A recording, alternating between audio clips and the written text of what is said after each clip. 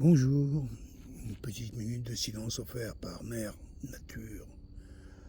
Ce beau matin, où le soleil revient vers nous, l'automne va pouvoir commencer à déployer ses belles couleurs, ses parfums. C'est typique de la forêt enceinte, je dirais. Bonjour.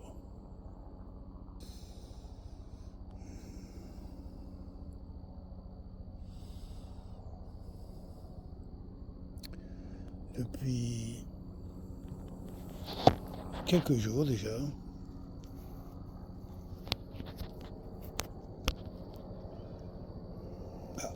on va voir l'avion atterrir, je suppose, à Mérir, enfin, à Lakir, notre ami Pigri est chez moi, je sais pas d'où bien il arrive. Soit les gens ont l'habitude de filer à manger, ce qui m'étonne quand même. Ça c'est mon pote, on dit un copain. On n'arrive pas à le filmer avec le. Pas pourquoi on peut pas zoomer avec ça. Ben non. Pas zoom. Un zoom comme ça, pas c'est ça. Ouais. Un petit pilier, je le vois là. Si je pouvais filmer, je vous montrerai, mais là, le problème c'est que ça ne veut pas zoomer. Bref. C'est un pic qui est grillèche. Et c'est un moyen, c'est pas un petit moyen. Il y en a des très gros qui sont de la taille d'une corneille. Hein. Ouais. Après, il y a les moyens qui sont de la taille d'un G. Puis il y a les petits comme ça là. Voilà, hop. C'est marrant. Hein.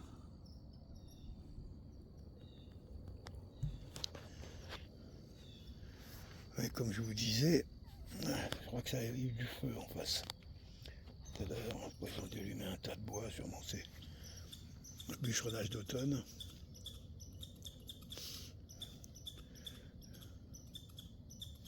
Oui, depuis quelques nuits déjà, nuit, journée, ouais, il se passe des choses importantes dans ma vie. Comme dans la vie de tout le monde, je suppose. Mais quelque chose de fondamental. Ce matin, hier, j'ai fait une prière, qui n'est pas dans mes habitudes, je suis pas très. Je sais pas faire ça, à vrai dire. Et on a appris à ma mère, pour qui j'ai écrit 2-3 chansons qui étaient franchement dures, impitoyables. Et comme je disais, les paroles n'étaient pas dites pour que même, mais parce que je ne pouvais pas dire autre chose. Et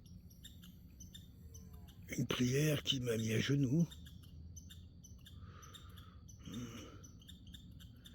Et je n'ai pu l'adresser avec les paroles de vieux sages indiens. On appelle ici les peuples autochtones. Et c'est vrai, je l'ai adressé à mère. Alors ma mère, les mères, la mère. À toutes ces mères à la fois, on va dire. Parce que pour moi, la mère, c'est pas Marie. Elle s'appelait Françoise. Et j'ai épousé aussi une femme qui est une vraie mère, qui s'appelle Michel. Et celle aussi qui m'a donné l'honneur d'être papa à mon tour, qui s'appelle Mireille. Alors, en voilà des mers, celles que j'ai traversées aussi, en bateau, en avion, en rêve, en abandon, en résistance, en peur, en aventure, en courage, et ce depuis des siècles. Parce que je sais aujourd'hui que j'ai pas 70 ans, j'ai quelques siècles déjà. Certains aspects de moi-même sont très anciens. Et sont en plus vont être très à la mode, parce que ce sont des aspects sans genre, ni masculin ni féminin. Des aspects qui appartiennent aux vivants. Des aspects que je peux partager avec cet arbre voisin, le lac. Quand même, c'est peut-être plus intéressant que ma pomme. Hein, et puis ce petit oiseau qu'on voit quand même courir, si on regarde bien, dans l'ombre, là on le voit, hein, qui vient piquer et qui vient griécher. Hein, regardez s'il a un gros bec. Hein. Oui, c'est de cet ordre-là.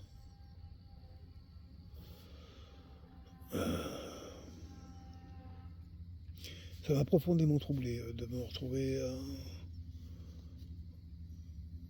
à prier les mères, ma mère. Et ce matin, je me suis réveillé avec un texte ancien que j'avais écrit il y a plus de 2 ans, 3 ans. Un texte qui parlait de la religion et de la foi.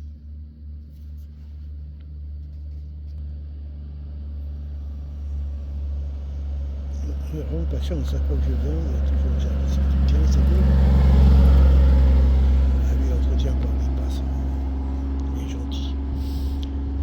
Parce que alors, je surveille mes horaires bientôt. Et oui, je parlais de la religion.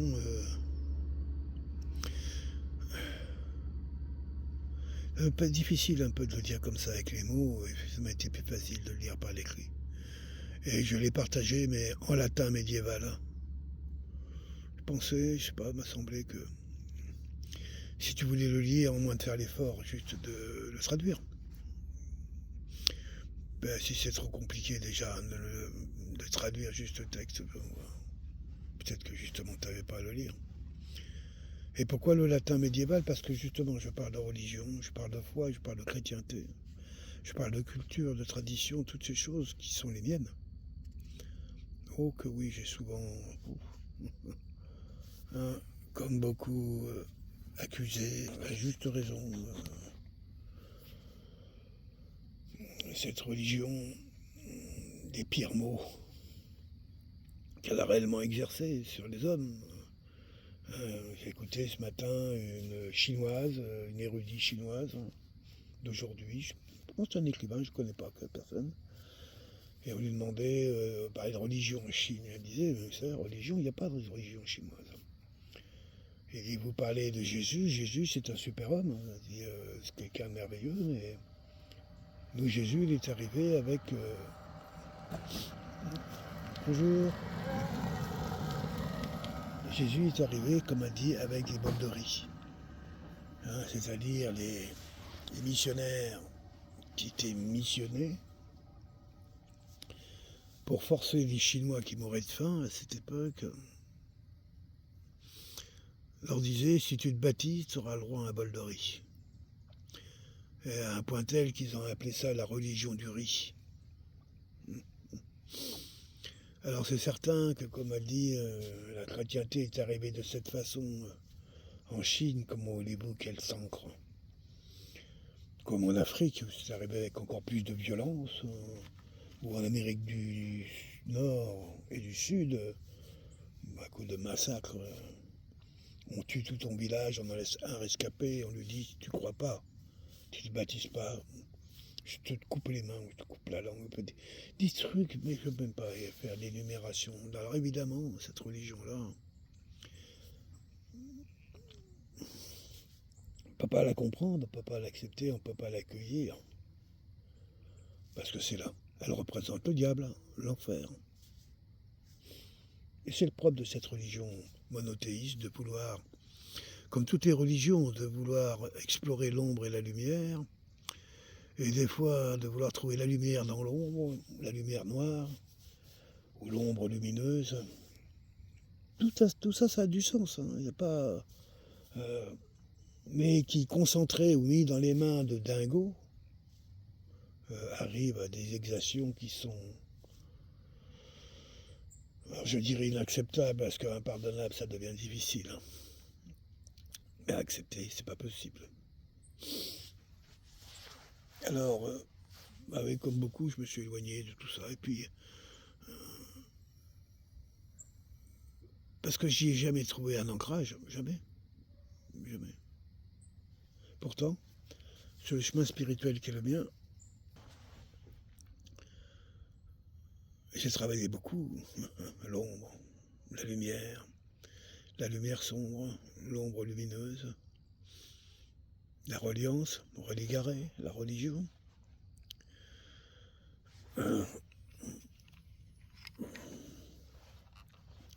Et m'a souvent amené à la réflexion que il était bien dommage que lorsque j'étais plus enfant, mis dans les mains de ces institutions, qu'on nous ait refusé de nous apprendre à comprendre et voir pourquoi pas à aimer cette voie religieuse, mais on nous l'a imposée à coup de dogme, à coup de punition, à coup de récompense, à coup.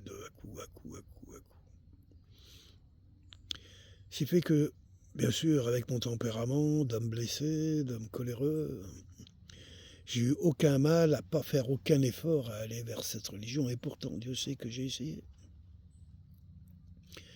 Mais elle ne m'a pas donné de réponse. À peine soulever les questions, à peine. Et quand les questions ne sont pas là, pour moi, qu'est-ce que pour les réponses? Pour mon tempérament. Et puis les années passent, on rencontre du monde, on évolue dans notre tempérament, dans notre façon de penser, dans notre façon surtout de se rendre humble. Peut-être même un moment d'accepter sans croire, sans voir, d'accueillir. C'est ce que je me rends compte dans la notion de religion. Ce qui me paraît le plus important, c'est reliance, religarer. C'est d'être ensemble. Reliés tous. Je suis prêt à suivre n'importe quelle voie qui relierait tous les hommes. Tous les hommes, toutes les femmes, tous les enfants de notre terre. Je suis prêt. Existe-t-elle cette voie? Oh, il y a eu des tentatives. Beaucoup. Je dirais que presque toutes les religions monothéistes ont voulu exercer ce chemin, vouloir nous l'imposer à tous et tous, mais on pourrait dire qu'ils n'y sont pas arrivés. Parce que peut-être qu'une chose qui leur a échappé, ou peut-être pas, je ne sais pas, mais sans un accueil conscient, sans une volonté d'adhérer, pas par peur, mais par amour, à une spiritualité qui veuille que tous les hommes et la nature, qui est indissociable au monde du vivant, soient accueillis au sein de cette reliance. Moi, j'ai appelé ça la vivante vie. Ça m'était confortable. Parce que j'arrivais pas à parler de christianisme, de chrétienté, tout ça. Ça a tellement été dévoyé. Et pourtant, ce matin, ce qui m'est venu en premier, c'est une religion authentique qui nous réunit tous, mais avec des dogmes, des vrais, formés, durs, impitoyables. Tout comme est l'amour, tout comme est l'Inquisition. De mettre en contraste, en violence même,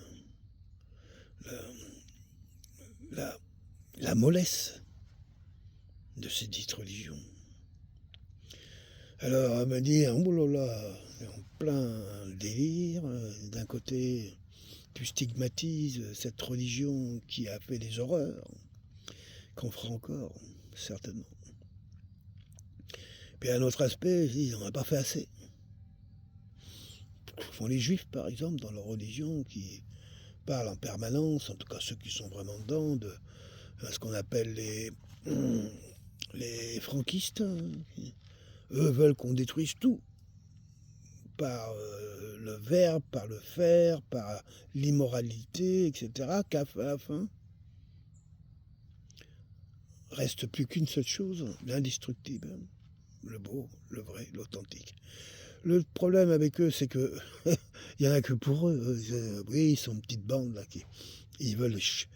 Ils n'ont rien compris encore, rien compris à l'universel. Ce que c'est que l'universel? Ben pour eux, l'universel, c'est limité, comme toutes ces religions monothéistes. Elles confondent, en fin de compte, comment je dirais, pas qu'elles confondent, elles ont tendance à, comment j'ai oublié le mot là, à tout à tout voir à travers le spectre de l'homme. Hein, avec, bon, peu importe ses limitations ou ses grandeurs. Et n'est pas capable d'abandonner juste pour voir, juste parce que c'est visible. Si tu regardes l'eau, tu vois l'eau. Est-ce que c'est l'homme qui regarde l'eau, ou c'est l'eau qui te permet de la voir, ou si c'est l'eau qui te regarde? À tous ces cheminements de réflexion, d'extase, de beauté, d'amour, à la fois, puis y est associé. J'ai jamais été autant en prière que quand je regarde l'eau, une forêt, quand je suis en contemplation. Hein. Et là, je les vois, les anges. Je les vois, ces multiples formes, hein, qui peuvent rappeler Pépé, Mémé, les absents, des présents, des peut-être à naître, peu importe. Mais la vie se déploie dans tous les sens. Alors, je me trouve bien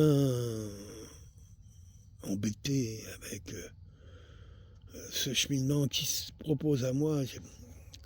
La réflexion qui m'est venue, je dis, quoi, tu crois que tu vas mourir maintenant, là, tout de suite, et puis tu as besoin d'aller te repentir? Non, non. Repentir, non. Mais trouver une vraie paix, une paix qui assagit ma colère. C'est ça. Mais une paix sage, une colère créative. C'est peut-être de ça qu'il s'agit. Un amour pardon, un amour vivant, vrai.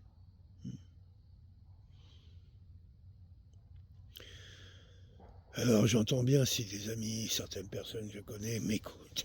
On me dit, oui, ce qu'il raconte là, encore parti en vrille le garçon. Possible. Mais ce matin, c'est ce que ça m'a dit. Que cette religion qui fut ma tradition, qui fut mon éducation, notre chemin à tous, ici dans le monde occidental, qu'on a jeté aux orties sans explication, pas plus qu'il y a eu d'explication lorsqu'elle est venue à nous. Ça vient, t'éduque, ça te met debout, ça te montre toutes les voies qui doivent être communes. Puis du jour au lendemain, pouf, c'est plus là, débrouille-toi sans ça. Un peu de cet ordre-là. Et c'est peut-être ça que j'ai voulu exprimer là-dedans. Elle est venue, elle nous a imposé, elle est partie, elle nous a abandonnés. Et après, elle dirait, oui, non, c'est vous qui nous avez abandonnés. Peut-être. Mais un Dieu qui n'arrive pas à se faire aimer, mérite-t-il d'être appelé Dieu?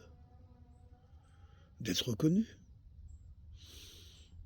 Ou le fait qu'il ne se fasse pas aimer, peut-être nous forcer à aimer plus ou davantage?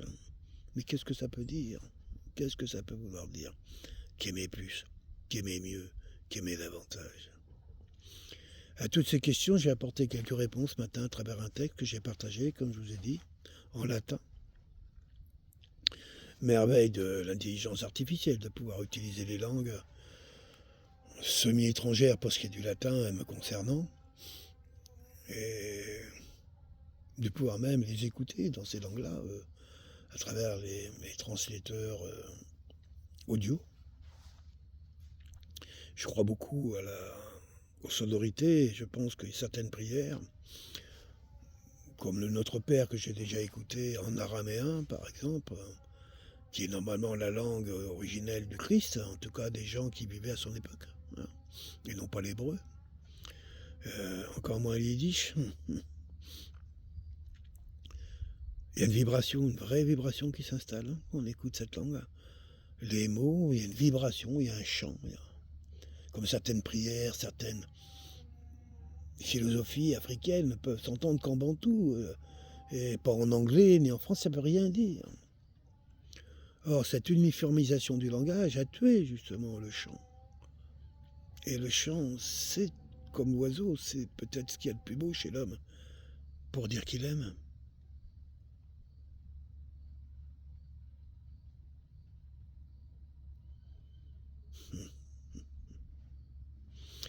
Voilà ce que ce matin m'a apporté. Et j'en suis bien aise. Avec en plus, bien sûr, mon vélo, ma belle promenade avec ces belles rencontres animalières, forestières, florales et péraires, de l'araignée qui s'appelle l'épère, diadème, elle est pas belle celle-là. Et puis d'un ciel plein d'expressions. Là j'ai une aile d'ange juste au-dessus, je vous la montre. Vas-y.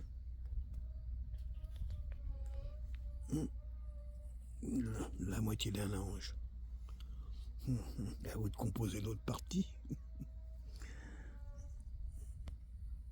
Ça serait joli. Voilà, je vous souhaite à toutes et tous une belle journée. Pleine d'inspiration, l'automne arrive. L'époque des récoltes. La préparation à l'hiver, au grand silence. Surtout ici, en Amérique du Nord, au Canada, au Québec, dans les Hautes-Laurentides, dans le nord de Montréal. Où dans quelques semaines, tout redeviendra immobile, silencieux, mort. Presque. À bientôt, merci, bye bye.